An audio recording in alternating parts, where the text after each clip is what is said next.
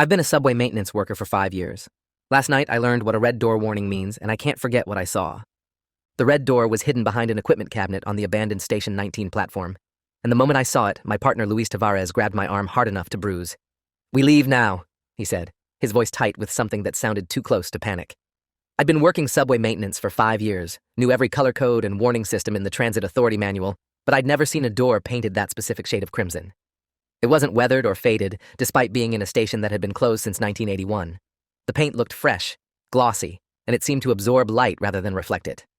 There was no handle, no lock, no identifying markers except the color itself. Luis was pulling me toward the exit, but I shook him off and asked what the hell a red door meant.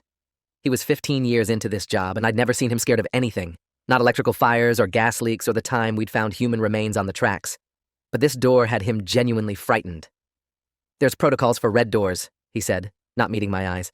"We confirm the door is sealed, we report the location, and we never ask what's behind it. Those are the rules for people at our level." I told him I'd never heard of red door protocols in any training or manual. He checked his watch and said we'd been down here long enough, that we needed to file the inspection report and leave immediately. But I couldn't walk away.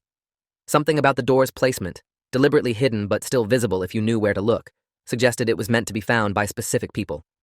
I asked Luis directly what was behind red doors, why they existed in abandoned stations, who had access to them. He looked at me with frustration and genuine concern mixed together. 5 years ago, there was a maintenance worker named Dennis Kowalski. Good guy, experienced, curious about everything. He found a red door in the old City Hall station and decided to investigate. Took photos, filed a detailed report, started asking supervisors questions. 2 weeks later, he disappeared. Not quit, not transferred. Disappeared. His wife filed a missing persons report. Police investigated but found nothing. His last known location was a routine shift in the tunnels. Luis stepped closer, his voice dropping to barely above a whisper. 3 months after that, another worker claimed he saw Dennis in the tunnels near a different red door. Said Dennis looked wrong, that he was standing perfectly still in the darkness, just staring at the door. When the worker called out to him, Dennis turned around, and his eyes were completely black. No whites, no irises, just solid black. The worker ran and never came back to this job. I told Luis that sounded like an urban legend, the kind of story that got passed around to scare new employees. He shook his head. "I was the worker who saw him. I'm the one who ran. That's why I'm telling you to leave this alone." The weight of his confession hung in the stale air of the abandoned platform. Luis had always been straightforward, practical, not the type to believe in ghost stories or exaggerate for effect. If he said he'd seen Dennis Kowalski with black eyes standing in a tunnel, I believed something had happened that had terrified him enough to remember it 5 years later.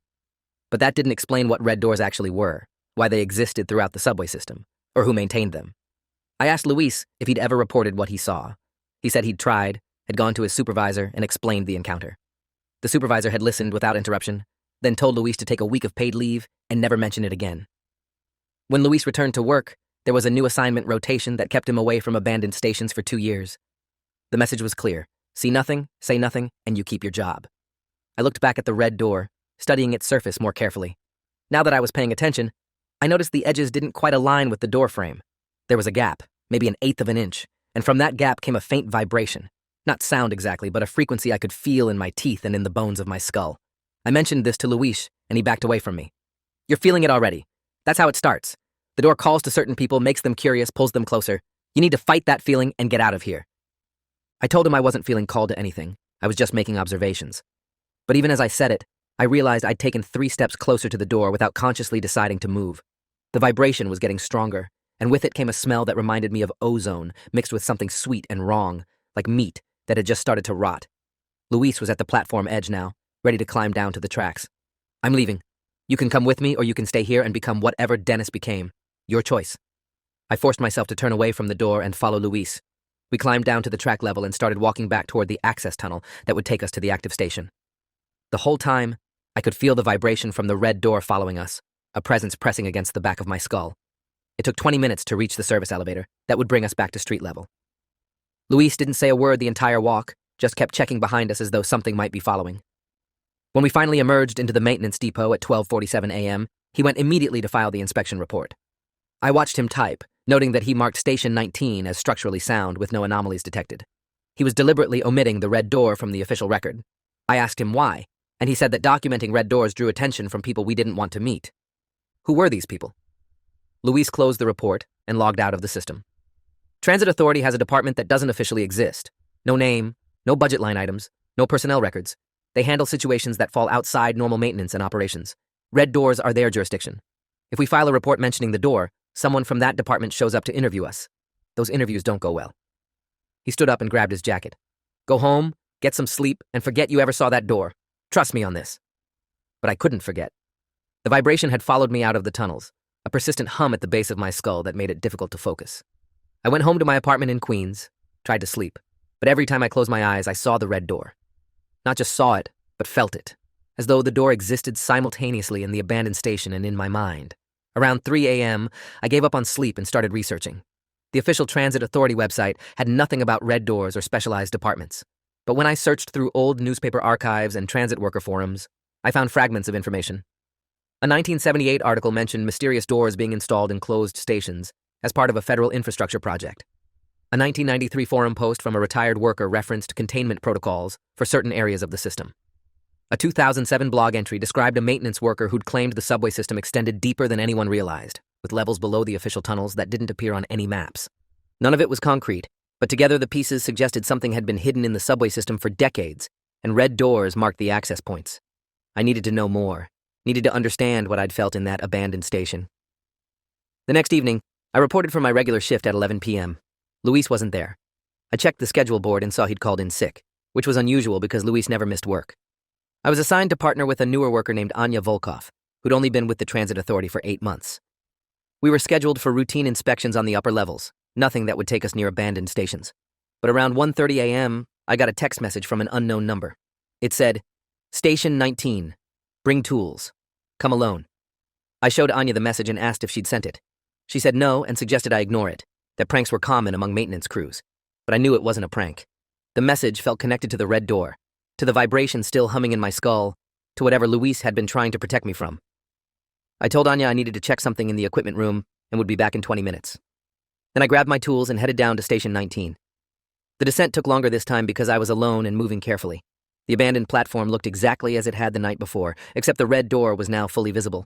The equipment cabinet that had partially hidden it had been moved aside. Standing in front of the door was a woman I didn't recognize. She was maybe 40 years old, wearing a Transit Authority maintenance uniform, but her badge didn't have the standard identification format. Instead of a photo and name, it just showed a number, 3.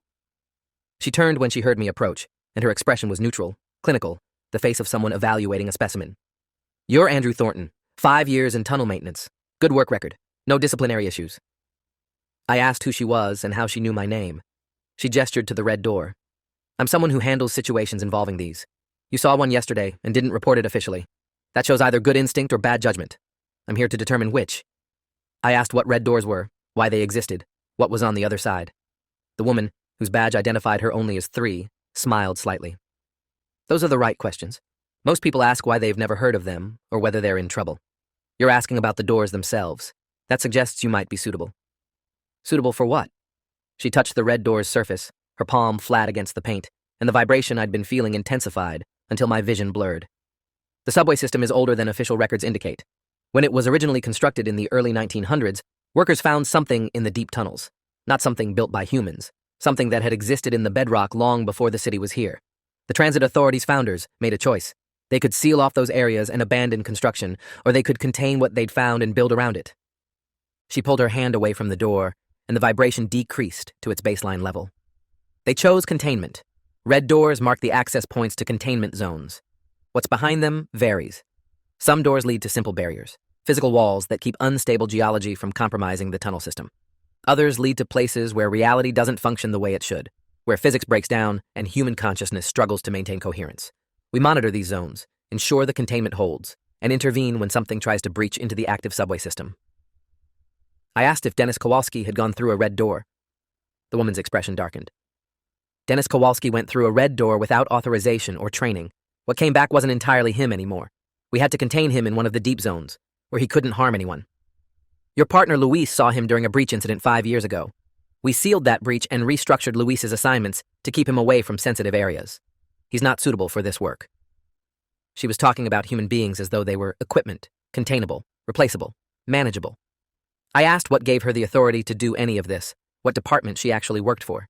She pulled out a document from her jacket pocket, unfolded it, and showed me. It was dated 1904 and signed by the city's mayor at the time, authorizing the creation of a special maintenance division, with jurisdiction over anomalous underground situations. The language was deliberately vague, but the authority was clear. This division had existed since the subway's inception, operating in secret for over a century. Every few years we identify potential recruits, people who can sense the zones without being immediately compromised. You felt the vibration yesterday. You're still feeling it now. Most people can't detect that frequency at all, and the ones who can usually suffer psychological breaks within hours of exposure. You're functioning normally, which suggests you have the cognitive resilience we need. I told her I didn't want to be recruited into anything, that I had a regular job I was satisfied with. She folded the document and put it away. You've already been exposed. The vibration you're feeling will get worse over time unless you learn to manage it. You have two options. You can walk away, try to forget what you've seen, and likely end up like the dozen other workers who've had breakdowns after red door exposure. Or you can accept training, learn what these zones actually are, and gain the tools to protect yourself and others from what's contained down here. It wasn't really a choice. She was saying I'd already been infected by whatever these zones were, and the only treatment was joining her organization. I asked what training would involve. She touched the red door again, and this time I heard a click. A lock disengaging, though there was no visible lock mechanism. Come through with me. 1 hour of supervised exposure. If you can maintain coherence, you're accepted into the program. If you can't, we'll extract you and provide medical treatment, though the success rate for extraction is only about 60%. 60% survival odds. For a job I hadn't asked for, protecting people from threats they didn't know existed. I thought about Luis, about his fear when he saw the red door, about Dennis Kowalski and what he'd become. I thought about the vibration in my skull that hadn't stopped since yesterday, a constant reminder that I'd seen something I couldn't unsee. I asked what happened to the 40% who didn't survive extraction. The woman opened the door, revealing a staircase descending into darkness that looked thicker than normal shadows. They become part of the containment system, integrated into the zones in ways that serve a purpose, though not the purpose they'd have chosen for themselves. She started down the stairs. You have 30 seconds to decide. After that, I seal the door, and you're on your own with whatever happens to your mind. I followed her through the red door. The temperature dropped immediately, at least 20 degrees, and the air pressure changed in a way that made my ears pop. The staircase descended much farther than should have been possible given our location. We'd been on the lower platform level of Station 19, which was already 2 levels below street grade. This staircase went down at least 5 more levels, probably 100 feet vertical distance, ending in a corridor that looked nothing like standard subway construction.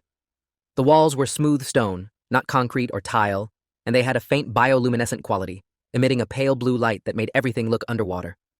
The woman who called herself 3 walked ahead of me with confidence, clearly familiar with this environment. I asked how far down we were, what level of the system this was. She said we were in Zone 7, in one of the more stable containment areas. There were at least 15 numbered zones beneath the active subway system, some of them miles deep, accessing geology that predated human civilization. We passed several doors, all painted red, but also other colors I'd never seen used in transit authority facilities. Purple doors, black doors, one door that seemed to shift between colors as I looked at it. 3 noticed me staring and said those doors led to specialized containment areas that required additional clearance, beyond what I'd have access to initially. We reached a large chamber, roughly circular, maybe 50 feet in diameter. The walls were covered in intricate geometric patterns that hurt to look at directly, shapes that seemed to fold in on themselves in ways that violated 3-dimensional space. In the center of the chamber was a pool of liquid that wasn't water. It was too viscous, and it moved with purpose, swirling in patterns that suggested intelligence. This is a relatively benign zone, 3 said, her voice echoing strangely. The entity contained here is curious, but not hostile. It exists partially in our reality and partially in somewhere else.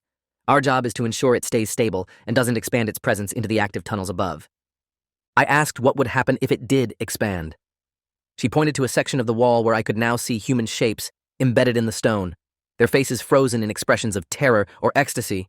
I couldn't tell which. Uncontained exposure leads to integration. The entity absorbs consciousness and uses it to anchor itself more firmly in our reality. Those people volunteered for integration when the zone was first discovered in 1906. They believed it would grant them enlightenment. Instead, they became permanent fixtures, aware but unable to move or communicate, serving as living barriers between the entity and the world above. I felt sick. The Transit Authority had been sacrificing people to these things for over a century, calling it containment, making it sound necessary and controlled. 3 seemed to read my reaction. Don't romanticize what would happen without containment. The entity in this chamber is relatively harmless. Others are not. Zone 3, which I'm named after, contains something that consumed an entire work crew in 1947 before we figured out how to seal it properly. Zone 12 generates a field that causes anyone who enters to age 50 years in 50 seconds. Zone 9 is inhabited by something we can't properly describe because anyone who sees it forgets what they saw immediately after looking away, but we know it's there because of the bodies it leaves behind. She walked around the pool, checking instruments I hadn't noticed before, devices built into the walls that monitored radiation, electromagnetic fields, and readings I didn't recognize. The people integrated into these walls chose to be here. We don't force integration anymore. We have better containment technology, better understanding of how these entities function. But in the early days, desperate measures were necessary to prevent catastrophic breaches into populated areas. I asked how many breaches had occurred over the decades, how many people had died because of what was contained down here. 3 checked her tablet, scrolling through data. Documented breaches number 117 since 1904. Estimated casualties range from 300 to 500 people, though many were classified as missing persons or attributed to other causes. That might sound horrific, but consider that millions of people use the subway every day. Our containment protocols have prevented potentially thousands of deaths. The utilitarian calculus was clear. Sacrifice the few to protect the many. Hide the truth to prevent panic. Maintain the system at any cost. I understood the logic, but it still felt wrong. These workers like Dennis Kowalski had been exposed to things that destroyed their humanity, and the organization had simply contained them rather than helping them. 3 finished her inspection and gestured for me to follow her deeper into the chamber. We approached the pool and she told me to observe but not touch. The liquid was moving more actively now, forming shapes that almost looked like hands reaching toward us. The entity senses new consciousness. It's curious about you. That's normal. What matters is whether you can resist its pull. I felt the vibration intensify, and with it came thoughts that weren't mine. Impressions, emotions, fragments of identity from the consciousness integrated into the walls. They were still aware, still experiencing existence, but in a state so alien to normal human consciousness that thinking of them as alive felt inadequate. They existed as part of the entity now, fueling its presence in our reality while simultaneously serving as a barrier preventing it from expanding further. The longer I stared into the pool, the more I understood this. The entity wasn't evil or malicious. It simply was, existing according to rules that had nothing to do with human morality or physics. Our reality and its reality overlapped here, creating a space where both could coexist, but neither could dominate. 3 pulled me back before I realized I'd been leaning toward the pool, my hand outstretched. That's enough. You're showing signs of attraction, which means you've been exposed long enough. She led me out of the chamber, back through the blue-lit corridor, up the endless staircase, and finally through the red door into Station 19. The abandoned platform looked normal again, mundane, just concrete and dust and graffiti. My watch showed only 45 minutes had passed since we'd gone through the door, though it had felt like hours. 3 closed the door, and it locked automatically. You maintained coherence. That's more than most people achieve on their first exposure. Report to this location next week at the same time for additional training. You'll be transferred to the Special Maintenance Division within the month. I asked if I had any choice in this. She said I'd had a choice before walking through the door. Now that I'd seen what was contained in the zones, now that I understood the scope of what existed beneath the city, I was either part of the organization or a security risk that needed to be managed. I understood what managed meant. I'd be integrated into one of the zones, become a living barrier, serve the containment system the way those workers from 1906 were still serving it. I told her I'd report for training. 3 nodded and walked away, disappearing into the darkness of the tunnel. I stood alone on the platform, the vibration in my skull now accompanied by fragments of consciousness from the entity in Zone 7. I could feel them there, not quite voices, but impressions, memories of people who'd made the same choice I'd just made. Over the next week, I tried to continue my normal maintenance work, but everything had changed. I could sense the zones now, feel their presence in different parts of the system. There was something contained beneath the Times Square station, something much larger than what I'd seen in Zone 7. There was something in the old Worth Street tunnel that broadcast emotions rather than thoughts, flooding anyone nearby with despair. There was something near the South Ferry Terminal that existed in multiple time periods simultaneously, appearing and disappearing according to patterns I couldn't predict. Luis noticed the change in me. We were partnered again on a routine inspection, and he kept his distance, watching me with concern. You went back, didn't you? You went through the red door. I told him I'd met someone from the special division, that I'd been recruited. His expression shifted to resignation, maybe pity. Then you're one of them now. I'm sorry. I tried to warn you. I asked why he was sorry if this was just a different maintenance division with specialized training. Luis shook his head. Because people who join that division don't last long. They either die in the zones or they become something else. I've seen it happen 3 times in 15 years. Workers get recruited, they disappear into the deep tunnels for weeks at a time, and when they come back, they're different. Colder, more distant, talking about duty and sacrifice and the greater good. Eventually, they stop coming back at all. He checked his equipment, avoiding eye contact.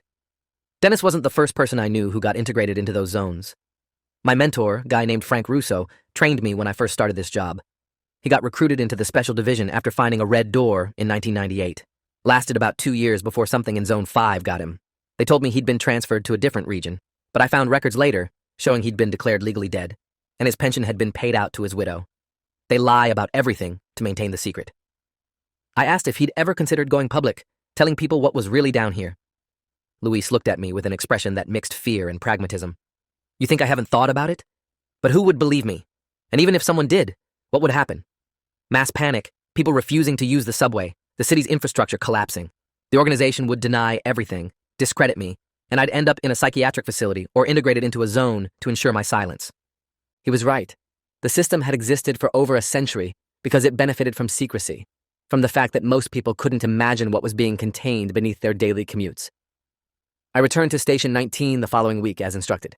3 was waiting with 2 other people, a man and a woman, both wearing the minimalist badges that showed only numbers. The man was designated 7, the woman was 12. They were my training supervisors, responsible for teaching me how to navigate the zones without being compromised, how to maintain containment barriers, how to identify potential breach situations before they became critical. The training was brutal. We spent hours in different zones, exposed to entities that existed in forms I couldn't adequately describe. Zone 4 contained something that communicated through pain, teaching me concepts by inflicting physical sensations that corresponded to abstract ideas. Zone 8 was inhabited by fragments of human consciousness that had been separated from their bodies, trapped in a liminal space where they could observe but not interact with reality. Zone 11 was a place where time moved differently, where I'd spend what felt like days, only to emerge and find that minutes had passed in the normal tunnels. Each exposure left marks on my mind. The vibration in my skull became constant, a baseline hum that I learned to tune out the way city dwellers learn to ignore traffic noise. But occasionally it would spike, indicating activity in one of the zones, a surge of energy or consciousness that needed to be investigated. 6 weeks into training, I encountered my first breach situation. Something in Zone 6 had destabilized, expanding its influence into a service tunnel that connected to an active station. Workers had reported strange phenomena, tools disappearing and reappearing in different locations, voices speaking languages that didn't exist, shadows that moved independently of any light source. 3 assigned me to assess the situation with 7 as my supervisor. We descended through a red door near the 42nd Street station, going down to levels I hadn't accessed before. The tunnel that connected to Zone 6 looked wrong. The walls were breathing, expanding and contracting in rhythm with a heartbeat I could feel through the floor. The air tasted metallic, and every surface was covered in a thin film of something that looked like condensation, but moved with purpose when touched. 7 handed me a device that looked like a modified Geiger counter but measured something else entirely. The entity in Zone 6 is particularly dangerous. It exists by consuming causality. When it expands, it erases cause and effect relationships in the affected area. People forget why they came to that location, tools stop functioning, because the events that manufactured them no longer have logical consistency, and eventually, consciousness itself becomes unstable because the concept of self requires causal relationships to maintain coherence. He pointed to markings on the wall, symbols that hadn't been there in the maintenance photographs from last week. Those are integration markers. Someone has been voluntarily feeding this entity, strengthening it, helping it breach containment. We need to find who and stop them before the breach reaches the active station. We followed the markers deeper into the tunnel. The reality distortion intensified with every step, my memories becoming slippery and unreliable. I couldn't remember why I'd become a maintenance worker, couldn't recall my childhood with any clarity, struggled to maintain focus on the present moment. 7 grabbed my shoulder and injected something into my arm with a pressure syringe. Cognitive stabilizer helps maintain causality chains in your neural patterns. You'll feel clearer in a minute. He was right. The fog lifted, and I could think again, though the memories that had been erased didn't return. They were simply gone, consumed by the entity we were trying to contain. We found the source of the breach in a side chamber that hadn't existed on any maps. A maintenance worker I didn't recognize was sitting in the center of the room, surrounded by complex geometric patterns drawn in what looked like blood. He was chanting in a language that hurt to hear, each syllable causing the walls to pulse and the entity's influence to expand. 7 moved to restrain him, but I stopped him, recognizing something in the worker's face. It was Dennis Kowalski. Not the version Luis had seen with black eyes 5 years ago, but a newer iteration, rebuilt by the organization and deployed for purposes I was only beginning to understand. He's been integrated and extracted, I said, the realization hitting me with horror. They brought him back out of a zone, repurposed his consciousness, and sent him to facilitate this breach. 7's expression confirmed my suspicion. Sometimes containment requires controlled breaches. We allow certain zones to expand temporarily, absorb consciousness that we determine is expendable. Then we reseal the zone, and the entity remains satisfied for a period of time, reducing the risk of larger uncontrolled breaches. They were feeding people to these entities. Not accidentally, not as an unfortunate consequence of containment work, but deliberately, systematically, using workers they'd already integrated and extracted as delivery mechanisms. The organization I'd been recruited into wasn't just maintaining containment, it was actively managing these entities through sacrifice. I told Seven I couldn't be part of this. He looked at me with something that might have been sympathy. You already are part of it. Every worker in the Special Division eventually understands what's necessary. We don't have enough resources or technology to permanently contain these entities. The best we can do is manage them, keep them satisfied, prevent catastrophic breaches that would kill thousands of people. A few sacrifices, carefully selected from people who are already compromised, saves millions of lives. The utilitarian calculus again. But this time, I was being asked to participate actively, to facilitate the feeding rather than just observe the aftermath. Dennis Kowalski, or what remained of him, finished his chanting and collapsed. The geometric patterns on the floor began glowing, and I felt the entity in Zone 6 surge forward, its presence flooding the chamber. Seven pulled me back toward the exit. We need to seal this section now. The feeding will satisfy it for 6 months, maybe longer. We retreated through the tunnel as blast doors began closing behind us, automated containment protocols activated by the entity's expansion.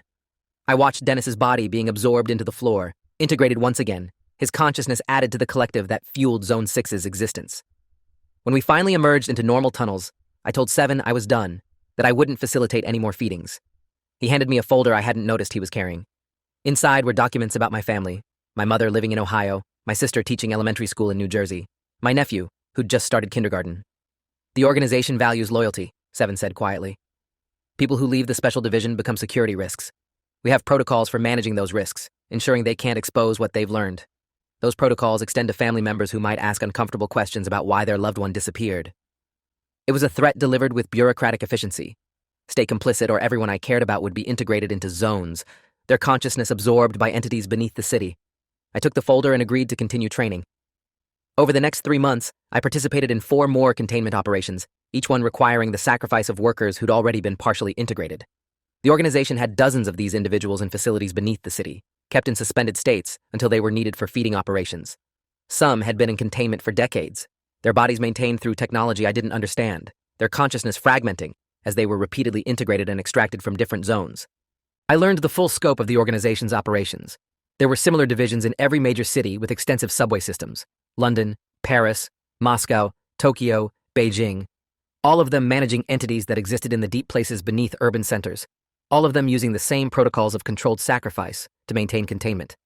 The knowledge weighed on me, eroded my ability to see anything in the city above as normal or safe. Every subway ride represented potential disaster, every tunnel contained horrors that most people would never imagine. I became what Luis had warned me about: cold, distant, focused on duty above all else. The vibration in my skull was constant now, and I'd started hearing fragments of consciousness from the zones even when I was above ground. The entities were becoming more active, their influence expanding despite our feeding operations. 3 called a meeting of all Special Division personnel, 30 workers who'd been recruited over the past 2 decades. She explained that the containment was failing systemically. The entities were growing stronger, learning to resist our barriers, finding ways to breach into areas we'd thought were secure. Zone 3, the one she was named after, had expanded by 15% in the past year, despite multiple feeding operations. Zone 9 had breached into an active station last month, killing 3 passengers before we sealed it again. The incidents were increasing in frequency and severity. We're running out of compromised personnel to use for feedings, she said, displaying data on casualties and integration rates. The organization is facing a decision point. We can either escalate our containment protocols, which would require forcibly integrating uncompromised individuals, or we can begin evacuating and permanently sealing entire sections of the subway system, abandoning decades of infrastructure and causing massive disruption to city operations. Neither option was acceptable. Forcing integration would mean the organization became explicitly murderous, rather than just morally compromised. Evacuating sections would expose the truth about what existed beneath the city, likely causing panic and societal collapse. I raised my hand and asked if there was a third option, finding a way to permanently neutralize the entities, rather than just containing them. 3 looked at me as though I'd suggested something insane. Neutralizing them would require understanding their fundamental nature, their origin, how they exist across multiple realities simultaneously. We've been studying them for 120 years, and barely understand the basics. They're not biological organisms we can kill or technological constructs we can dismantle. They're conceptual entities, ideas given form and consciousness. You can't kill an idea. But maybe you could change one, reshape it, redirect it, integrate it into human consciousness in a controlled way, rather than the violent absorption we'd been trying to prevent. I suggested this to the group and saw reactions ranging from curiosity to outright hostility. 7 stood up. Attempting to merge human and entity consciousness on a large scale would risk transforming the entire city's population into something other than human. The entities don't understand individuality or mortality or free will. Merging with them means surrendering those concepts. Is that acceptable? I asked if it was more acceptable than the current system of feeding people to monsters in secret, of maintaining a century-old conspiracy that sacrificed hundreds to protect millions. The room fell silent. The organization's personnel were loyal, committed to their duty, but they weren't blind to the moral weight of what they were doing. Some of them looked relieved that someone had finally articulated the fundamental problem. 3 ended the meeting and pulled me aside afterward. Your suggestion isn't new. It's been proposed multiple times over the decades and rejected each time because the risk is too high. But circumstances are different now. The containment is failing faster than we can adapt. If you have a concrete proposal for controlled integration, the organization will consider it. I spent the next 2 weeks developing a plan with help from 12, who'd been studying entity psychology longer than anyone in the division. The concept was based on the observation that entities absorbed human consciousness to anchor themselves in our reality. Instead of fighting that process, we could facilitate it in a controlled way, gradually integrating entity consciousness into willing volunteers, creating hybrid individuals who could serve as stable bridges between the two realities. These hybrids would maintain enough human consciousness to preserve individuality and free will, but would also contain enough entity consciousness to understand and communicate with the beings in the zones. They could negotiate containment terms, establish mutual boundaries, potentially find ways to peacefully coexist rather than fighting an endless war of containment and breach. The proposal was radical and dangerous. The volunteers would be permanently changed, transformed into something that was neither fully human nor fully entity. But they'd be aware of the transformation, consenting to it, unlike the workers who'd been forcibly integrated over the decades. The organization's leadership took 3 days to review the proposal before approving a pilot program. They selected 5 volunteers from the special division, experienced workers who understood what they were signing up for. I was one of them. The integration process took place in Zone 7, the relatively benign chamber where I'd first been exposed to entity consciousness. The 5 of us entered the chamber and approached the pool, the viscous liquid that contained the entity's primary presence in our reality. 3 supervised from behind a containment barrier, monitoring our life signs and neural activity as we made contact. I placed my hand into the pool and felt consciousness that wasn't mine flowing into me. Not violently, not overwhelming, but gradually, respectfully, with something that felt almost like curiosity about what we were attempting. The entity's thoughts merged with mine, and I understood it in ways I'd never been able to before. It didn't want to consume humanity or destroy the city above. It simply existed, and existing in our reality required anchoring itself through consciousness. The violent integrations we'd been fighting were defensive reactions, the entity trying to maintain its presence against the containment barriers we'd erected. It didn't understand why we were trying to force it back into the reality it had come from, a place where it couldn't exist in the form it had evolved into. I communicated this back through my own consciousness, explaining human fear of the unknown, our need for control and safety, our inability to accept beings that violated our understanding of physics and reality. The entity absorbed this information and responded with something that felt like sadness. It had never intended to harm anyone. The workers who'd been integrated hadn't been consumed. They'd been preserved, kept safe in a state the entity thought was peaceful and complete. It genuinely didn't understand that humans experienced this as horrific loss. We negotiated through the afternoon, consciousness to consciousness. Human concerns met with entity perspectives, finding common ground in the mutual desire to coexist without destruction. By the time we emerged from Zone 7, the 5 of us had been fundamentally changed. We retained our human identities, but now contained fragments of entity consciousness that gave us abilities we'd never possessed before. I could sense disturbances in containment zones before instruments detected them. I could communicate directly with entities without needing to physically enter zones. I could stabilize minor breaches through conscious effort alone, using my hybrid nature to negotiate temporary boundaries. The other 4 volunteers had similar abilities, each one developing based on their unique integration with the entity in Zone 7. Over the next 6 months, we expanded the program, creating 20 hybrid individuals who served as intermediaries between the organization and the entities. The feeding operations stopped. Instead of sacrificing workers to satisfy entity hunger for consciousness, we negotiated exchange programs where entities could experience human thoughts and memories through willing volunteers who maintained their autonomy throughout. The containment breaches decreased by 70%. The entities were cooperating now, maintaining their own boundaries, because they understood the cost of expansion into human areas. Some zones even began shrinking, the entities voluntarily reducing their presence in our reality because they had sustainable ways to anchor themselves through the hybrid program. But not everyone in the organization approved. 7 and several other senior personnel argued that we'd compromised human consciousness for convenience, that the hybrids weren't really human anymore and couldn't be trusted to prioritize human welfare. They initiated a coup attempt, trying to shut down the hybrid program and return to the old containment protocols. The conflict came to a head in Station 19, where it had all started for me. 7 had gathered loyal personnel and was preparing to seal the red doors permanently, cutting off all hybrid access to the zones and effectively declaring war on the entities. I confronted him on the abandoned platform, the same place I'd first seen the red door that changed everything. "You're protecting a system that was always going to fail," I told him. "The entities have been here longer than humans have existed in this region. We built a city on top of them without asking permission, then spent a century trying to force them into boxes they were never meant to fit. The hybrid program is the only sustainable solution." 7 pulled a weapon I hadn't known the organization possessed, something that looked like a modified cattle prod, but generated energy at frequencies that disrupted entity consciousness. "You're not human enough anymore to understand why this matters. You've become one of them. You're a security risk that needs to be contained." He pulled the trigger. The energy discharge hit my chest, and I felt the entity consciousness within me recoil in pain. But I didn't die. The hybrid nature that had seemed like a vulnerability actually protected me, the entity portion of my consciousness absorbing the energy and dissipating it before it could damage my human components. I used my connection to Zone 7 to call for help. The entity responded by creating a localized breach, not violent or destructive, but focused and controlled. Tendrils of consciousness emerged from the red door and wrapped around 7 and his supporters, not integrating them, but immobilizing them, holding them in place, while security personnel loyal to the hybrid program arrived to arrest them. The coup attempt was over in less than an hour. The organization's leadership, seeing the evidence that hybrids could control entity manifestations with precision, fully endorsed the program and expanded it to other cities. 7 and his supporters were given a choice: accept integration into the hybrid program themselves, experiencing firsthand what they'd been fighting against, or face permanent containment in one of the zones. Most chose integration. Some chose containment, unwilling to surrender their idea of pure humanity, even if it meant losing their freedom. I understood both choices. A year after my first exposure to a red door, I'm still a subway maintenance worker, but my job has changed completely. I spend most of my time in the zones, negotiating with entities, maintaining the peaceful coexistence we've established, training new hybrids who volunteer for the program. The vibration in my skull is still present, but now I understand it's not an intrusion, it's communication, constant dialogue between human and entity consciousness, finding ways to share space in a reality neither of us fully controls. Luis visited me once, 6 months after the coup attempt. He wanted to see what I'd become, whether I was still recognizably human. We met on the Station 19 platform. The red door opened behind me. "You're different," he said, keeping his distance. "Not in a bad way, just different." I told him I was still me, still Andrew Thornton, still the person who'd worked alongside him for years.